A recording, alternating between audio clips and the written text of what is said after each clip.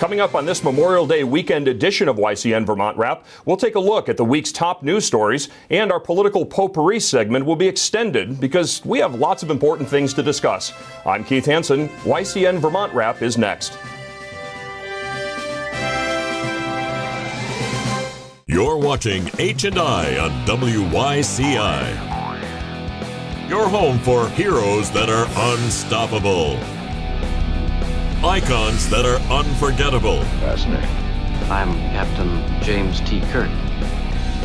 Local sports that are unbeatable. Watch Game of the Week, a sports wrap of high school athletics, and sports talk of the region's pro and top college teams. You can find them all here on WYCI.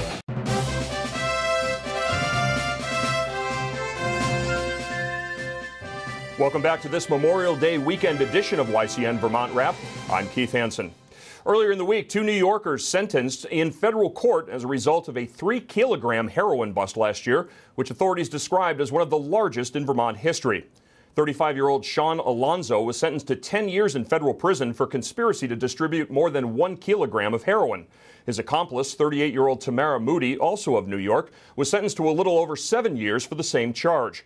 Both pled guilty earlier in the year. Alonzo and Moody were the individuals who were regularly supplying drugs to Derek Holmes of Colchester, who for over 2 years used his Almighty Peaks painting company as a distribution front for the narcotics supplied by Alonzo. Holmes agreed to a plea deal and received a lesser sentence back in February of this year after setting up the sting deal, which resulted in the apprehension of Alonzo and Moody. On Monday, independent Bernie Sanders announced that he would seek re-election to represent the state of Vermont in the United States Senate. The 76-year-old Sanders, who plans to kick off his campaign with a series of rallies across the Green Mountain State beginning next month, said his re-election bid will be built on an agenda that he says prioritizes working-class families. Translated from progressive speak, that means empowering the unemployed 30-something basement dwellers who expect everything for free and who are evidently so lazy that they sweat merely by plopping their dependent asses down on picnic blankets. In an interview with the Associated Press, Sanders expressed hope that the Democratic Party would be able to flip control of both the U.S. House of Representatives as well as the Congress, which he said were, quote, controlled by right-wing extremists. Sanders, who's 76 years old, outlined a number of issues that would become the focal points of his extended senatorial stay, including a Medicare for all single-payer program, a $15 per hour minimum wage, and free tuitions at public colleges and universities. Several other candidates have come forward seeking to challenge the former mayor of Burlington, but seemingly none that can motivate young, vacuous college girls to cling to a bespectacled septuagenarian like vultures to a pile of sun-baked roadkill. And not wanting to miss out on his opportunity to avoid accountability, 6-term Vermont at-large Congressman Peter Welch announced this week the plans to file Thursday afternoon to run in the Democratic primary.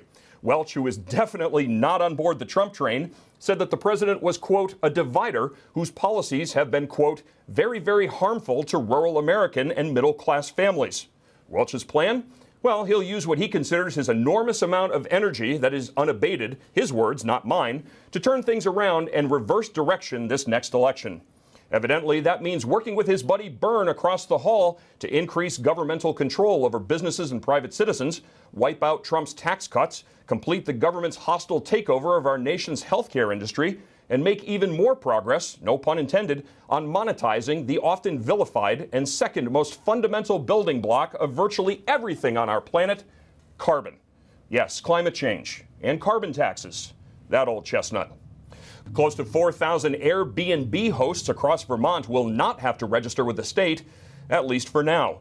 A Senate bill that sought to require people who host visitors and guests through that popular home share booking service to enroll with a statewide registry and pay annual fees of up to $130 will not be passed during this session. According to Airbnb reports, Vermont's home share market increased by 63% last year, representing roughly $31 million in revenue generated by approximately 227,000 visitors. Burlington, Rutland, and Stowe were ranked as the top 3 destination spots, respectively.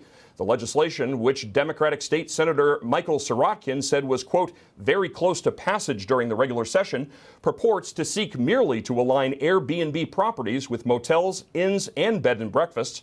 That's in terms of taxes and industry health and safety standards. Will she or won't she? That's the question many are asking about former Vermont State Education Secretary Rebecca Holcomb. Murmurs and whispers are emerging from within the ranks of the Democratic Party, suggesting a potential gubernatorial run. Many say that would seem likely given her abrupt departure from Governor Scott's administration, which became effective April 1st.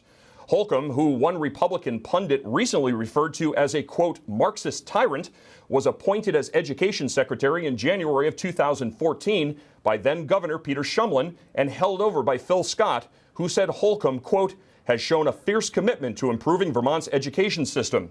As one of the driving forces behind the state's education monopoly known as Act 46, it would appear that her idea of improving the Green Mountain State's education system includes pulling in well over $125,000 a year in salary, plus a fat benefits and pension package to oversee a bloated, financially parasitic network of government-run indoctrination centers that collectively has the 6th highest per-pupil expenditure rate in the country.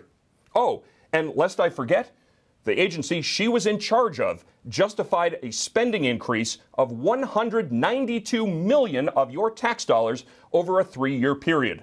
That's the same 3-year period that experienced a decline of close to 3,300 students.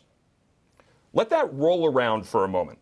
3,300 students go away, and that costs them an extra $192 million.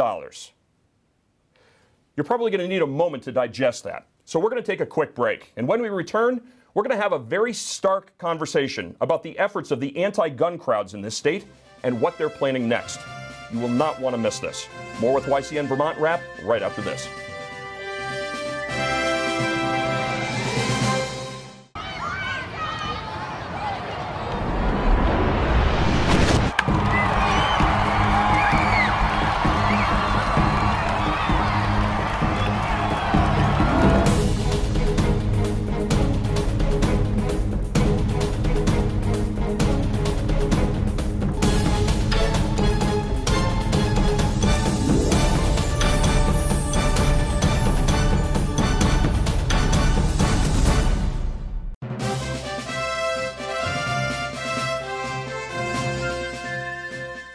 Welcome back to YCN Vermont Wrap. I'm Keith Hansen. I want to take a moment to introduce you to a sociological perspective or theory that you really need to know about. It's called the doctrine of the inevitability of gradualism. That is a fancy, pinkies up academic way of saying change blindness. And it is exactly what explains the age-old question of how did we stray so far off course from our original ideals and what this nation was founded upon. There's no better current event than the topic of Senate Bill 55 to provide a real-time example of this concept. And now I need to show you the next step, the next logical step in this process. Yesterday, the Marxist brainchildren over at Gun Sense Vermont issued an embargoed press release about an event they're planning this coming Wednesday, the 30th. This event will use children to demand more gun control. Now, if you're not familiar with the term embargoed in the media context, it is in essence, what it means is not for public consumption or for internal planning purposes only. Well, this puppy got leaked, and I have a copy of it right here. And let me be the first one to tell Sharon Panich, the mouthpiece of this organization, read my lips. I do not give a rat's ass about your media embargo. You got me?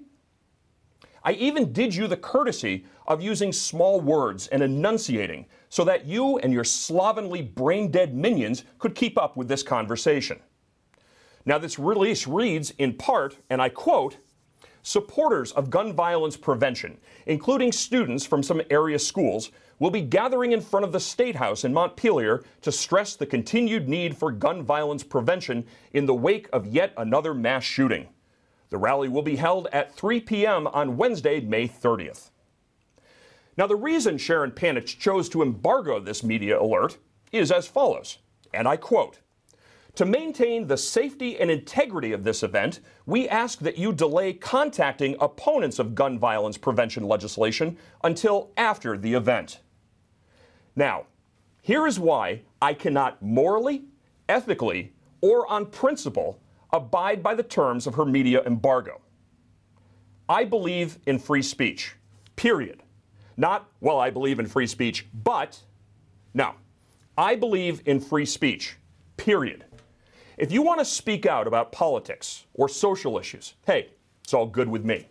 If you want to choose to use your freedom of speech to make yourself look like a complete and total ass, spewing hate speech or racially charged rhetoric, I may not agree with your message, but it's your right to do so if you choose. It's also expected that your choices come with consequences, and in exercising your rights, you must be prepared to deal with whatever consequences inevitably attach to the choices you've made and the actions you've put into motion. I believe in the rights afforded to us by God and recognized and protected by the Constitution of this great country. You value your First Amendment right? So do I. That is why I take to your airwaves and exercise mine. I also value my Second Amendment rights. To me, it is a non-negotiable. Period. This is my rifle. And as the saying goes, there are many like it, but this one is mine. Well, this one is one of many that are mine. And if any of you gun grabbers think that you are going to use your First Amendment right to challenge my Second Amendment right, then I will also invoke another constitutional right, specifically what is known as the Confrontation Clause, embodied in the Sixth Amendment to the United States Constitution.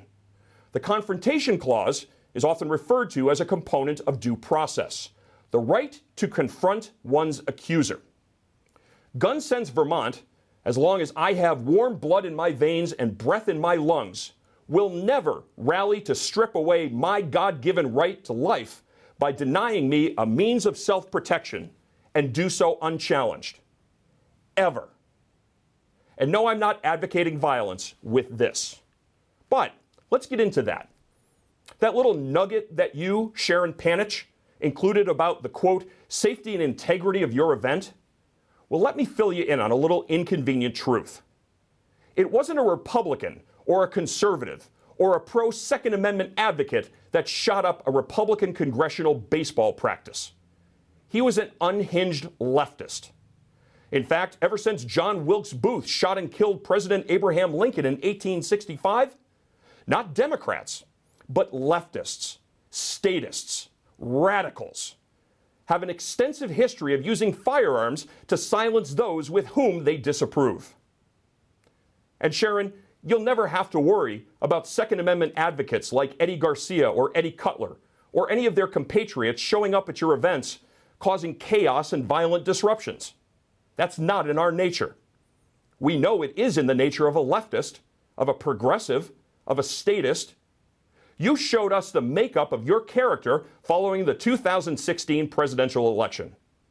Despite the fact that many Republicans and conservatives were upset and angered by the election and eventual re-election of Barack Obama, you didn't see Republicans and conservatives rioting in the streets. Yes, we took to the streets, but we did it peacefully. Remember all of those Tea Party rallies and 9/12 rallies and Liberty rallies? How many of those rallies can you recall ending with riot squads being dispatched because packs of rampaging conservatives were blockading highways, flipping over cars, smashing windows, looting businesses, setting fires to trash cans and dumpsters, and physically assaulting people? None. Again, because that is not in the nature of people like me who have a healthy respect for law and order and whose actions are guided by morals, ethical practices and standards and principles. It is, however, standard operating procedures for leftists. This is not the problem, and I am not the problem. If I were, I guarantee you, you would know it. The reason that I have this is not for hunting. This is not for plinking tin cans out behind the barn. This is to protect me and people that I hold dear from people just like you. We'll be right back after this. You're watching H&I on WYCI. Your home for heroes that are unstoppable. Icons that are unforgettable. Fascinating. I'm Captain James T. Kirk. Local sports that are unbeatable. Watch Game of the Week, a sports wrap of high school athletics and sports talk of the region's pro and top college teams. You can find them all here on WYCI.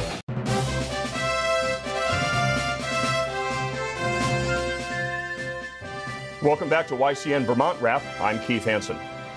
This is Memorial Day weekend, and as we gather with friends and family and recognize the unofficial start of the summer season, I'm going to ask you to please take a moment to reflect on just a few things. First, I'm going to challenge you to reflect on just what it means to be an American, to recognize the freedoms that we enjoy and so often take for granted, but also to reflect on the responsibilities that go hand in hand with the exercise of our precious freedoms. Most importantly, I want to recognize the brave souls who, under the banners of the United States Army, the Marine Corps, the Navy, the Air Force, and the Coast Guard, sacrificed their lives for the protection and preservation of our American way of life. And to all of our first responders, our police officers, sheriff's deputies, state troopers, corrections officers, our firefighters, emergency medical technicians, paramedics, who in our communities put their lives on the line each and every day, who endeavor to protect, to serve, and to make our communities better places where we can live and work and raise our children. Let me be the first to say thank you. And as you are out and about this weekend, if you see one of these brave individuals, please take a moment to stop and thank them for what it is they do. Everyone who serves in these capacities, both at home and abroad, sacrifice something. All give some, and some most certainly gave all. God bless you, God bless your families, and God bless this United States of America. Please have a safe and enjoyable Memorial Day weekend. Talk to you next week.